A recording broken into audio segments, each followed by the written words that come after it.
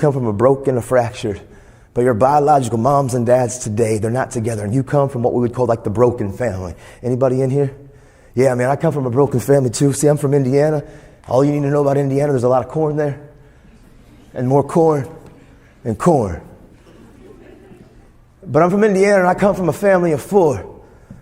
And it was mom, dad, sister, and me. And my dad, he was my rock star, my icon, my hero as I was growing up. The thing about my pops is that he was real and he was raw. He was always so uncut with me, man. When I was a young man growing up, he was that iconic role model that I looked up to. And the thing about my pops, though, he never sugarcoated nothing.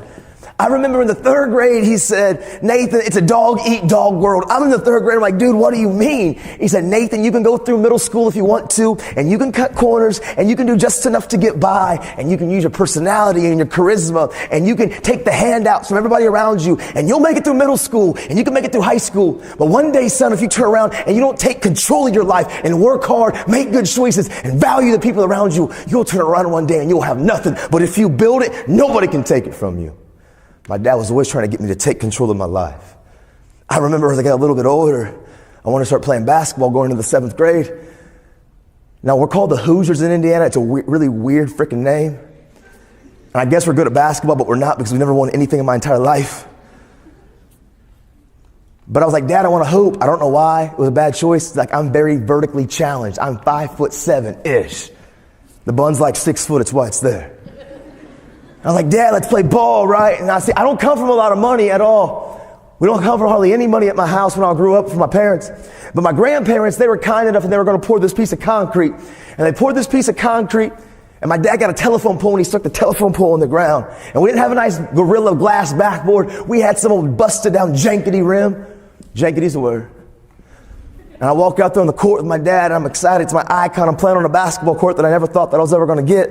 And my dad said, son, you're supposed to put the ball in the goal. I'm like, yeah, dude, I know that. He said, my job, I'm going to stop you. Okay, I don't think I quite registered, but I get the ball. I'm excited. He's my role model, my hero. And we check up, and I shoot, and my dad goes, yeah.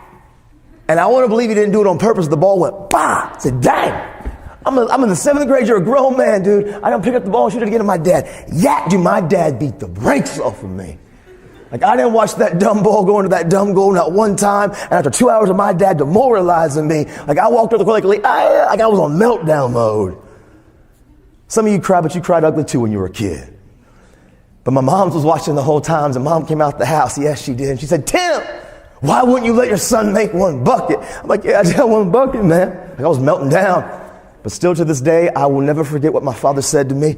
Because he looked at me with the most serious but calm tone of voice, and he looked me directly in my eyes, and he said, my son, he's never going to be the most gifted. He will never be the most talented. He will never probably be the most qualified. There will always be people in his life that are more gifted, more talented, and more qualified. But I need my son at a young age to know he doesn't need to compare himself to anybody. I don't care how gifted and talented and qualified everybody else is. Hard work works, and hard work can outwork gifted and talented and qualified people. I need my son to understand as he's chasing his dreams and his goals, there's always going to be adversity and objects and obstacles keeping him from reaching the goals in his life. I need my son to learn to see the problem, identify the problem, and solve the problem. Giving up won't be in his mouth. It doesn't matter what he has or what he doesn't have. It doesn't matter where he comes from or he doesn't come from. My son will not have I quit in his mouth.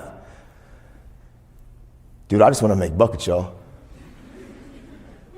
My dad was always trying to get me to take control of my life. Because I want to be real. Life, growing up, life can be hell. And sometimes things happen to us that we didn't ask for, we didn't sign up for, we didn't want to have to deal with. Sometimes life brings us challenges and storms that we as young and old people alike, we've got to just deal with. But we didn't want to deal with it, but it came knocking, and now we got to figure it out. How many of you in here have had to go through a struggle, an adversity, a challenge, a loss, an abuse, something that's happened to you that you didn't want to have to deal with, but now it came knocking, and now you got to figure out what to do with it? Anybody know what I'm talking about? Yeah, man. And for me, there are things that I call moments of impact. Moments of impact are these single events that happen in our lives.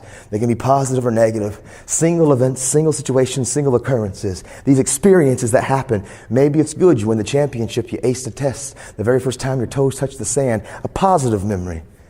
And these moments of impact that can come through hardships and struggles and challenges. Maybe it's when mom and dad got the divorce, or a friend or a family member, that we lose somebody close to us. Or maybe it's some abuse that's happened that nobody knows about. But when that thing, whatever that thing is that happened, that thing that you know, that still to this day, years later, you remember every detail when that thing happened. You remember the people that were around you, the conversations that were being spoken, the clothes that were on your back. The details are more vivid, they're more vibrant because it has impacted you. It is a moment of impact. And even though it was years ago, you remember every single detail. Moments of impact. How many of you can think something that happened in your past that still to this day you remember every single detail when that thing, whatever that thing is that happened to you, happened? Anybody? Absolutely. And for me, I walked into this family meeting in the 7th grade. I remember it vividly. My dad called a family meeting. My dad was to my right, my mom across from me, my sister to my left. My back was to the sink and to the stove and to the fridge. I remember every single detail. The kitchen table that I was sitting at, it was a huge kitchen table. My dad had built it. It was a beautiful table. It was handcrafted, but it was extremely heavy. I hated the table because we moved a lot, but my dad never got the moving crew. He got Nate.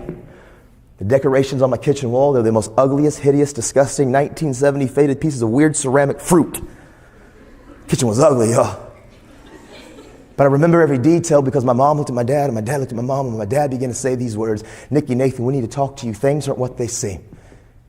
And me and your mom, we're going to be divorcing and separating. And it blindsided me because even growing up, my parents never fought in front of me. I'm not overstating it. I'm not embellishing it. I'm not exaggerating it. Growing up, my parents never fought in front of me. I thought I had a picture perfect family. And I sat down at this table, and in that moment, and everything that I thought was built on a house of truth came crumbling down. Because see, the truth is, growing up, I was never allowed in my parents' bedroom. The reason being, I got one speed, y'all. It's called squirrel. I go. And when I was a kid, I broke everything. So my parents were like, "Hey, the bedroom is off limits. We have to have some kind of place where we can have peace and quiet." I get it. But when the divorce began to happen and my dad was slowly ripped out of my life, and as I began to ask questions and trying to process and figure out to navigate the storms, I began to realize that behind the bedroom door, my parents weren't who they said they were. Behind the bedroom door was where the verbal, the mental, the emotional abuse happened. And behind the bedroom doors where the drugs and the alcohol happened. And I remember when I asked and I found out the truth, I looked at my dad and I said, "I'm never going to be like you. I don't need you in my life."